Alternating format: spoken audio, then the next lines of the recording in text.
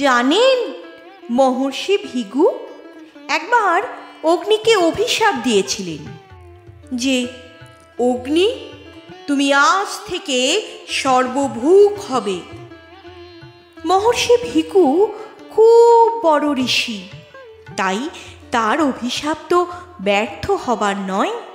ফলে অগ্নি হল সর্বভূক। কিন্তু অগ্নি সর্বভূক হওয়াতে সব দিকে সংকট উৎপন্ন হলো। কারণ অগ্নি তো দেবতাগণের মুখ এবং যজ্ঞের অগ্রভাগ ভোজন করেন। তাই দেবতাগণ যজ্ঞভাগ থেকে বঞ্চিত হতে থাকলেন এবং সেই সংকট নিবারণ করতে ব্রহ্মদেব এক উপায় করলেন।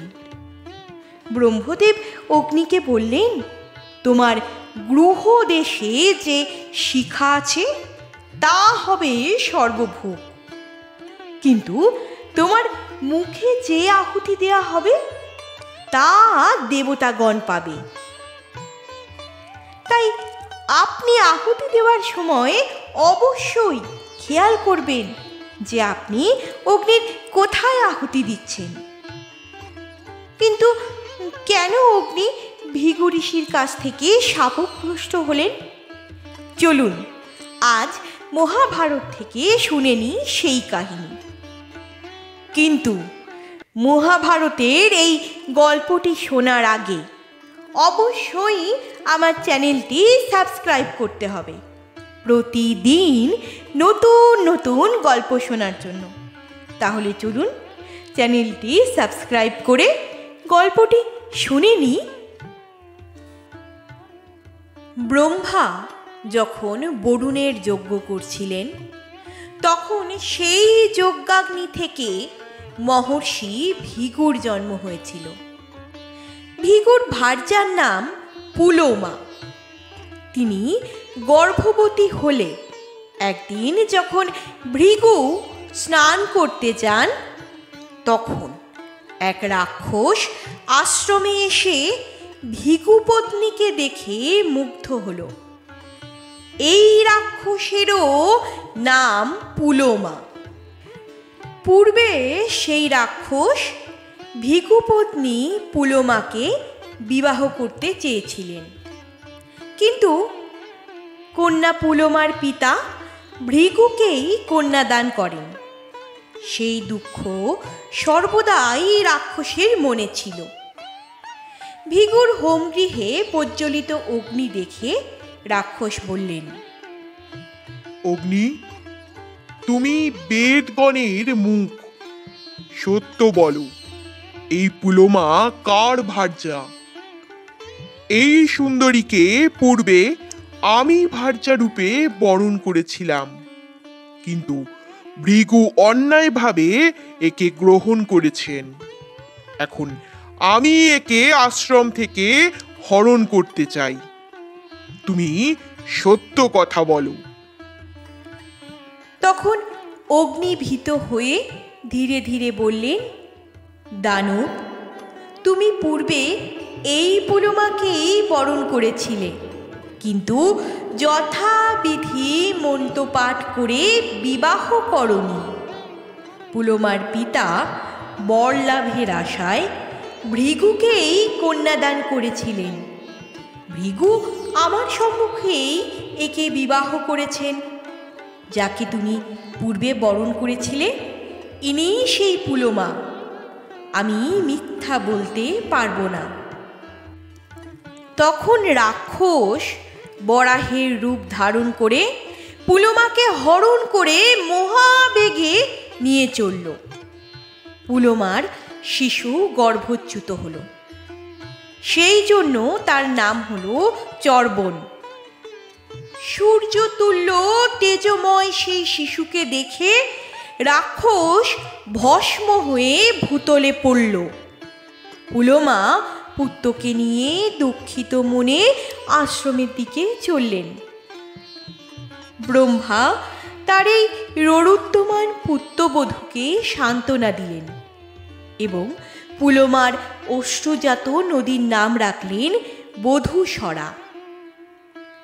ভৃগু তার পত্নীকে বললেন, তোমার পরিচয় রাক্ষসকে কে দিয়েছিল? পুলোমা উত্তর দিলেন, অগ্নি আমার পরিচয় দিয়েছিলেন।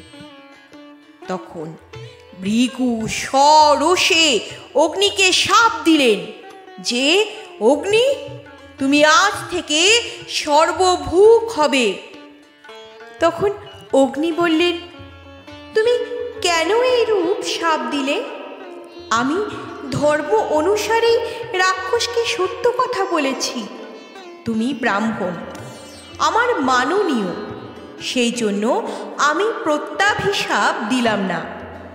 আমি যোগ বলে বহু মূর্তিতে অধিষ্ঠান করি। আমাকে যে আহুতি দেওয়া হয় তাতেই দেবগণ ও পিতৃগণ তৃপ্ত হন। অতএব আমি সর্বভূক কি করে হব? এই ঘটনার পর অগ্নি দেবগণের অগ্নিহোত্র ও যজ্ঞাদি ক্রিয়া থেকে অন্তর্হিত হলেন। তার অভাবে সকলে অতিশয় কষ্টে পড়ল। ঋষিরা উদ্বিগ্ন হয়ে দেবগণের সঙ্গে ব্রহ্মার কাছে গেলেন। এই ঘটনার পর অগ্নি দ্বিজগণের অগ্নিহোত্র ও যজ্ঞাদি ক্রিয়া থেকে অন্তর্হিত হলেন। তার অভাবে সকলে অতিশয় কষ্টে পড়ল। ঋষিরা উদ্বিগ্ন হয়ে দেবতাগণের সঙ্গে ব্রহ্মার কাছে গিয়ে অভিশাপের বিষয়ে জানালেন এবং বললেন, অগ্নির অন্তর্ধানে আমাদের ক্রিয়া লোপ হয়েছে। যিনি দেবগণের মুখ এবং যজ্ঞের অগ্রভাগ ভোজন করেন তিনি কি করে সর্বভূক হতে পারেন? তখন ব্রহ্মা মিষ্টি বাক্যে অগ্নিকে বললেন, হুতাশন, তুমি ত্রিলোকের ধারয়িতা এবং ক্রিয়াকলাপের প্রবর্তক। ক্রিয়ালোপ করা তোমার উচিত নয়। তুমি সদা পবিত্র, সর্বশরীর দিয়ে তুমি সর্বভূক হবে না। তোমার গুহদেশে যে শিখা আছে এবং তোমার যে মাংস ভক্ষণকারী শরীর আছে তাই সর্বভূক হবে। তুমি তেজস্বরূপ। মহর্ষি ভৃগু যে শাপ দিয়েছেন তা সত্য করো এবং তোমার মুখে যে আহুতি দেয়া হবে তাই দেবতাগণ ও নিজের ভাগরূপে গ্রহণ করো। অগ্নি বললেন, তাই হবে। তখন সকলে সন্তুষ্ট হয়ে নিজ নিজ স্থানে চলে গেলেন। আপনারা শুনছিলেন স্টার অডিবেল। স্টার অডিবেলের আমাদের আজকের নিবেদিত গল্প ছিল মহাভারত থেকে মহর্ষি ভৃগু কর্তৃক অগ্নিকে সর্বভূক হবার অভিশাপ প্রদান।